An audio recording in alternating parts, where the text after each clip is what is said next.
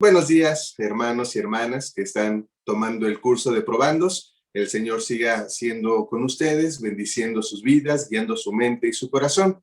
Soy el pastor Ulises Hernández Luna, actualmente pastoreando en la congregación del Templo de la Santísima Trinidad en San Felipe Tetzalcingo. Y el día de hoy vamos a analizar la lección 8, Doctrinas Prominentes del Metodismo, parte 1, que tiene que ver con la sesión 5, nuestro quehacer teológico. El tema del día de hoy es la universalidad de la gracia y vamos a comenzar con este tiempo de clase. El objetivo de este tiempo es que al finalizar esta lección, como alumnos puedan identificar y definir las doctrinas de nuestra teología y doctrina.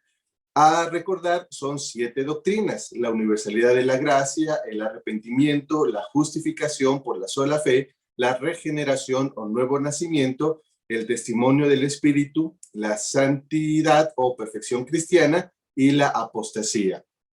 Entonces, el día de hoy vamos a analizar solamente una de estas doctrinas, que es la universalidad de la gracia. El texto que vamos a memorizar es el que se encuentra en el Evangelio de Juan, capítulo 3, versículo 16, que dice: porque de tal manera amó Dios al mundo, que ha dado a su Hijo unigénito, para que todo aquel que en él crea no se pierda, mas tenga vida eterna. Un texto que nos hemos aprendido desde hace mucho tiempo y que el día de hoy nos recuerda que toda doctrina debe estar sustentada en el texto bíblico. Recordamos entonces lecciones que hemos visto, donde hablamos de las fuentes teológicas y donde recordamos que de las Sagradas Escrituras brotan las doctrinas cristianas metodistas que se confirman con la experiencia personal, se corroboran y ordenan a través de la razón humana y se corrigen y complementan en la tradición, y que se muestra de nuestra denominación, se enfatizan entonces de manera especial. Se complementan en la tradición y que desde nuestra doctrina se enfatizan de forma especial. Entonces, estos 4 elementos del quehacer teológico, la Biblia, la razón, la tradición y la experiencia, son las que nos dan las herramientas para hablar de las doctrinas.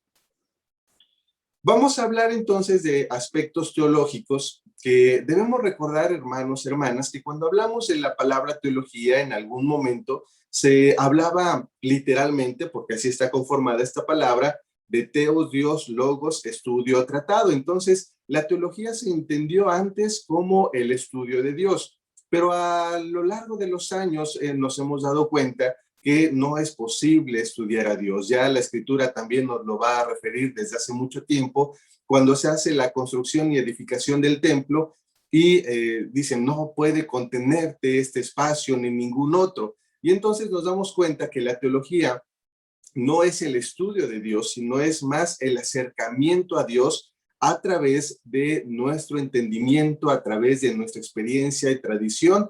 Entonces, esto que nosotros hablamos como teología es lo que buscamos para explicar cómo Dios se revela a nosotros. Y un término teológico que vamos a estar tratando el día de hoy es el de redención. La redención tiene que ver con la salvación y la liberación del género humano, de la raza humana. Según el cristianismo, Jesucristo viene a darnos vida a través de la muerte de cruz, de su ministerio, de su pasión, para que como personas podamos tener la oportunidad de acercarnos más a Él. Entonces, la redención tiene que ver con la salvación y la liberación. Cuando entendemos el propósito de esta palabra, podemos llevarlo a entender la presencia de Dios con nosotros para llevarnos a una redención personal, es decir, a ser salvos y libres de aquello que no es conforme a la voluntad de Dios.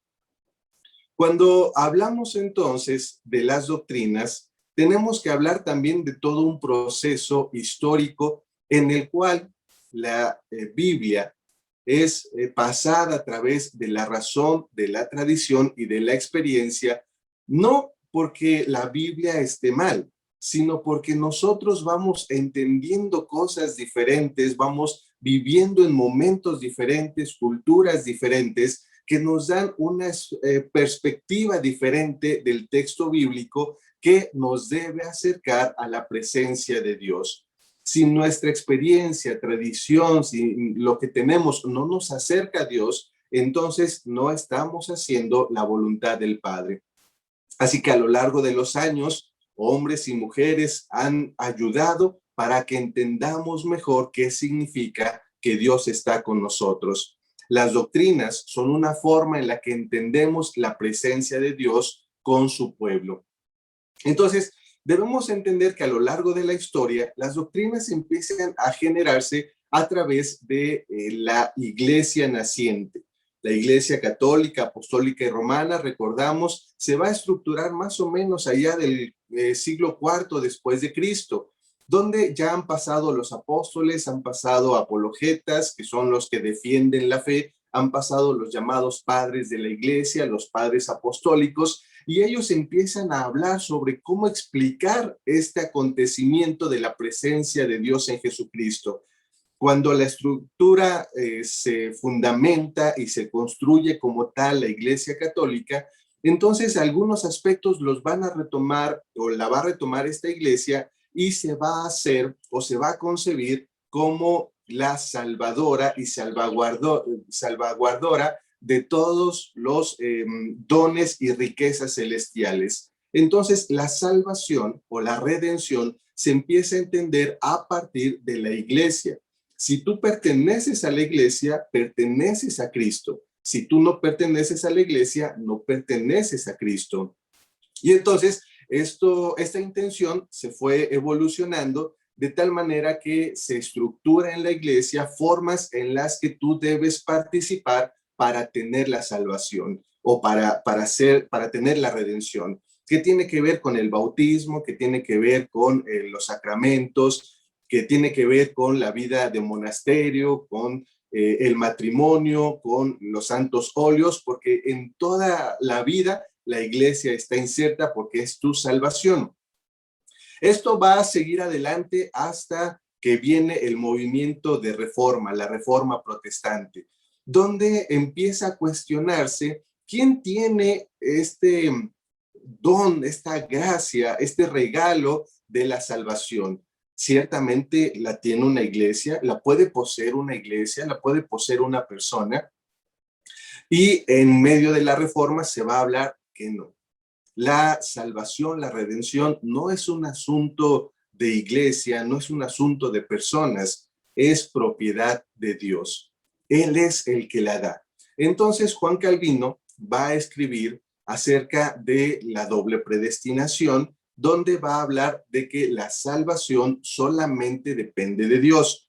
Y hemos dicho doble predestinación, porque se entiende que hay una predestinación donde está predicho, predestinado, que sean salvadas las personas. Esa es una primer predestinación donde como metodistas estamos de acuerdo, donde la salvación está predestinada para las personas. Pero en los entendidos de Calvino hay una segunda predestinación donde Dios, por ser Dios, va a decidir quién sí y quién no. Es decir, la predestinación está, pero también a su vez Dios decide quién sí es salvo. Por lo tanto, si Él decide quién es salvo, también decide quién no lo es. Y más adelante en este movimiento en respuesta a los movimientos de reforma, va a venir un hombre llamado Jacobo Arminio, que va a decir que la salvación no está en relación solamente a la divinidad, sino también a la fe de las personas. Este postulado de Arminio va a ser una respuesta directa al postulado de Calvino de la doble predestinación, donde entonces reconocemos que sí, la salvación está predestinada para todo el mundo, pero ya no concebimos la segunda predestinación porque hablamos de la participación humana. Es decir, si tú crees, entonces tiene respaldo esto. Si tú no crees, entonces no tiene respaldo. De tal manera que si la salvación está dada para todos, tú debes creer que la salvación es para ti, y en esa intención de creer y de concebirla para ti, eres salvo participando de ella. Si no la concibes, si no la aceptas, entonces no participas de la salvación. Y todo esto tiene que ver con un entendido de las acciones humanas, porque lo que causa un poco de problemas con el postulado de Calvino es que las personas empiezan a decir, pues si yo ya soy salvo, puedo hacer lo que venga en mi gana porque de por sí soy salvo. Y un poco de desesperanza, mucho de desesperanza para las demás personas al decir, bueno, entonces si yo no soy salvo, por más que me esfuerce, no lo voy a hacer. De tal manera que entonces entendemos a través de estos postulados y de estas respuestas que la razón, la tradición y la experiencia nos van ayudando para acercarnos realmente a la presencia de Dios, donde entendemos que en la libre decisión, libre albedrío que Dios nos ha dado, participamos del proyecto de Dios, decidimos, optamos por participar en el proyecto de Dios. De tal manera que la doctrina se va conformando y se va explicando, y esta doctrina, como hemos dicho al principio, la doctrina de la universalidad de la gracia. Esta doctrina para nosotros establece que el amor de Dios no está limitado ni a un número ni a un tipo especial de personas. Cristo murió por todos los hombres y mujeres, y por tanto están todos en condición de ser salvados. Todos son bienvenidos a gozar del favor de Dios y de la vida eterna. Entonces la propuesta está para todos, y en respuesta a ello es que la aceptamos o la rechazamos. En esta siguiente diapositiva vamos a encontrar textos bíblicos que nos ayudan a reconocer esa posibilidad para todos. Entonces, Dios viene y viene para todos en Jesucristo. Su ministerio nos enseña una vida en comunidad cuando llama a los apóstoles, cuando habla con diferentes personas, aunque no sean del pueblo, cuando se presenta con todos y les da a conocer el proyecto de Dios. Encontramos entonces en Juan 3:16 este texto que es nuestro texto a memorizar, porque de tal manera amó Dios a todo el mundo, y por todo el mundo, por toda la humanidad, dio a su Hijo unigénito para que el que en él crea. Si tú crees, dice la Escritura, puedes ser salvo. Pero si tú no crees, entonces no hay esa posibilidad. Porque si tú crees en las cosas, las vas a hacer. Si tú no crees, no las vas a hacer. Y entonces si crees en Jesucristo, que vino para todo el mundo, vas a tener vida porque sabes que tú eres parte de esas personas por las que vino Cristo, y vas a animar a otras personas porque entiendes que también por ellas ha venido Cristo. Hebreos 2:9 dice, para que por la gracia de Dios gustase la muerte por todos. Y entonces Hebreos nos lleva a reconocer y a recordar que la gracia de Dios es dada para todos, es para todos. Primera de Juan 2:2 dice, y Él es la propiciación por nuestros pecados, y bien interesante, y no solamente por los nuestros, sino también por los de todo el mundo. Entonces, Cristo viene por todos. Su sacrificio, su presencia es para todos. Siguiendo con las citas bíblicas, en esta diapositiva encontramos Tito 2:11, Juan 1:9 y Primera de Timoteo 2, versículos 3 al 4, donde nos recuerdan que la salvación de Dios es para todos, así lo dice Tito. Juan dice, aquella luz verdadera vino a alumbrar a todo el mundo. Y Timoteo dice, porque esto es bueno y agradable delante de Dios nuestro Salvador, que quiere que todos los hombres sean salvos. Porque esto es bueno y agradable delante de Dios nuestro Salvador, el cual quiere que todos los hombres sean salvos. Y recordemos que cuando la Escritura habla de hombres, en muchas de las partes se refiere a humanidad. Otras citas que tenemos ahora en esta diapositiva, Apocalipsis 22:17, y el Espíritu y la esposa dicen, ven, y el que oye diga, ven. No hay una respuesta entre Dios y la iglesia o la esposa de una mutua aceptación. El que tiene sed, continúa diciendo Apocalipsis, venga, y el que quiere tome del agua de la vida gratuitamente. Entonces, esta posibilidad de participar es la que debe llevarnos también a la responsabilidad de comprender a qué estamos entrando. Mateo 11:28 dice, venid a mí todos los que estáis trabajados y cargados, y yo os haré descansar. Juan 6:37, y al que a mí viene, no le echo fuera. Entonces, al reconocer esta posibilidad en la que Dios nos llama, nos convoca, abre las puertas de su templo, su presencia la envía con nosotros, decíamos, nos lleva a nosotros a una responsabilidad de si Él nos ha amado primero, amarle también en respuesta a ello. Y la responsabilidad que implica para nosotros esto es comportarnos según estos entendidos que vamos teniendo, a partir de saber que la gracia es para todos, que la presencia de Dios es para todos, podemos entonces compartir con las demás personas. En las siguientes lecciones, vamos a ir viendo cuáles son los otros argumentos que tenemos, según la Escritura, para dar a conocer la presencia de Dios y buscar entonces la redención de todas las personas. Así es, entonces, hermanos, hermanas, que en armonía con el plan de la redención universal, dice esta diapositiva, los ministros del Evangelio están autorizados para predicar una salvación gratuita para toda la humanidad.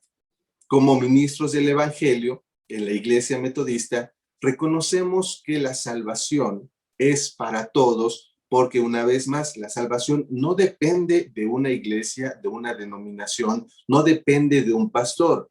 La salvación, la redención, depende de Dios y Él la ha dado a todo el mundo. Así que eso debemos predicar. Si en algún lugar escuchas que alguna prédica de algún pastor, de algún ministro, de algún líder de la iglesia, va dirigida a algo así más como partidismo, diciendo aquí es donde está, aquí es donde verdaderamente hay, hermano, hermana, ahí no es. La salvación no depende de las estructuras, no depende de las personas, depende de Dios y Él la ha dado a todo el mundo. Así entonces debemos ir reconociendo que para explicar cómo se da a conocer esto, hablamos de algo, dice esta diapositiva, que se llama el orden de la salvación. Muy brevemente vamos a hablar de ello, puesto que es un tema más amplio que a lo largo de todo el curso de probandos se irá dando a conocer. El orden de la salvación reconocemos a partir del entendido de la gracia, de este don que Dios da para todo el mundo, que tiene que ver con la redención, inicia con lo que llamamos la gracia anticipante. Dice la diapositiva, nos referimos así al primer deseo de agradar a Dios, al primer atisbo de conocimiento con respecto a su voluntad y a tener esa primera sensación leve y transitoria de que hemos pecado contra Él. Entonces, la gracia anticipante está previo a que nosotros reconozcamos eso que hemos hecho mal, eso que lastima, que separa, eso que no nos hace estar bien ni con Dios, ni con nuestros hermanos y hermanas o con nuestro prójimo. Así que la salvación, ¿no? Si le ponemos un orden, inicia con la gracia anticipante que es dada por Dios. Es decir, la salvación, una vez más, no inicia con nosotros, no inicia con un pastor. Es decir, también, hermanos, hermanas, el cristianismo no inicia con nosotros. Nosotros estamos formados en una larga fila de más o menos 2021 años, donde somos los últimos en formarnos en esta gran fila. Así que tomemos en serio y tomemos muy en cuenta la tradición, el texto bíblico, que son fundamentos que nos ayudan a seguir adelante. Así que todo esto depende de Dios. La gracia anticipante es entonces aquella intención primaria donde a partir de la experiencia, de la razón, de cómo comunican el evangelio a otras personas, podemos ir entendiendo que hay ciertas acciones, pensamientos que no van acorde con una vida digna y una vida en armonía. Hablando de este orden de salvación, la gracia convincente. Dice esta diapositiva, generalmente denominada arrepentimiento en las Escrituras, que nos permite alcanzar un mayor conocimiento de nosotros mismos y avanzar más en el proceso de librarnos de nuestros corazones de piedra. La gracia convincente es un segundo momento donde ya lo que nos están diciendo a través del uso de la razón, a través de corroborar una escritura, como hemos hecho a través de los textos citados, nos va dando a entender que ciertamente nuestra experiencia de vida no ha sido muy acorde con la propuesta de Dios en Jesucristo. Debemos retomar entonces que la propuesta de Dios es una vida buena, una vida feliz, haciendo actos de amor, de paz y de justicia. Por lo tanto, si en nuestra vida hacemos actos de violencia, actos de guerra, actos de desigualdad, actos que dividen, que separan, entonces no es la voluntad de Dios. La gracia convincente nos ayuda a pasar de lo que no es la voluntad de Dios hacia lo que sí es la voluntad de Dios, plenamente convencidos de que eso es lo bueno, lo agradable y lo perfecto, porque entonces es la voluntad de Dios. De tal manera, hermanos, hermanas, que este tiempo de curso de probandos debe quedar bien insertado en nuestra mente y bien sellado en nuestro corazón, porque les adelanto, al final de este curso se les preguntará si desean participar activamente en las actividades de la iglesia con su presencia, con sus oraciones, con sus diezmos y ofrendas, y esto en respuesta a que están entendiendo que en qué consiste la iglesia metodista y qué es lo que buscamos transmitir a través de la Biblia, la razón, la tradición y la experiencia. Así que, hermano, hermana, para ser partícipe de la iglesia metodista, debemos entender en qué consiste ser parte de la iglesia metodista. De tal manera que cuando vamos entendiendo y vamos entrando a este sentido y nuestra vida se pone al servicio porque así lo hemos pensado, meditado y lo hemos decidido y hemos corroborado la gracia de Dios, viene esta tercera parte en el orden de la salvación, que es la gracia santificadora. La santificación nos libra del poder y la fuente del pecado y así recuperamos la imagen de Dios. Cuando vamos siendo plenamente convencidos, cuando podemos explicar qué es lo que creemos, cuando nuestra vida y nuestra experiencia da a conocer que lo que creemos, hacemos y decimos están en sintonía, es porque vamos caminando en la gracia santificadora. No que ya lo hayamos alcanzado, pero sí que seguimos caminando para gloria y honra de Dios. La salvación, entonces, hermanos, hermanas, para nosotros comprende dos grandes áreas, dice esta diapositiva, la justificación y la santificación.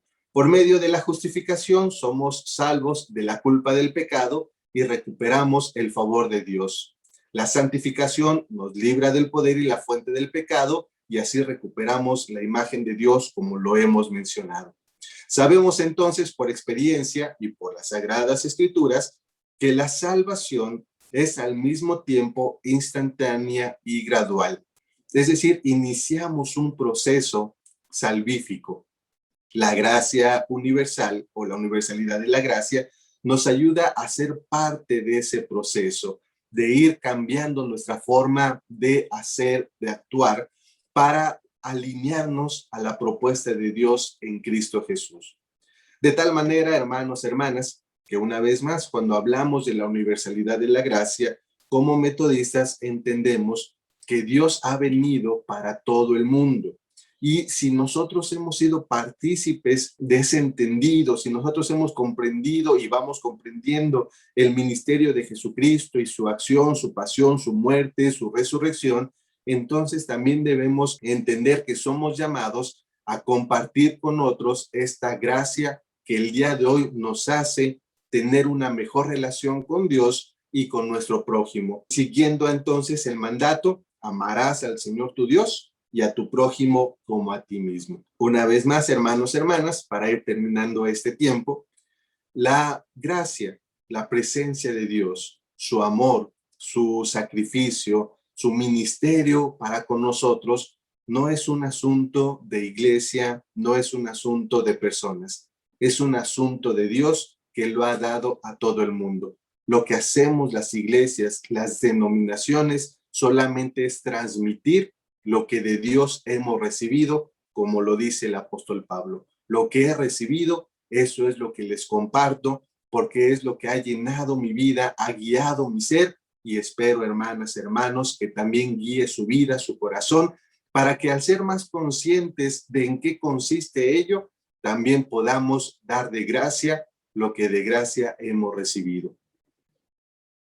Que el Señor les bendiga y les guarde, y que a través de este tiempo de estudio, Dios siga sellando su palabra en su mente y también sellándola en su corazón.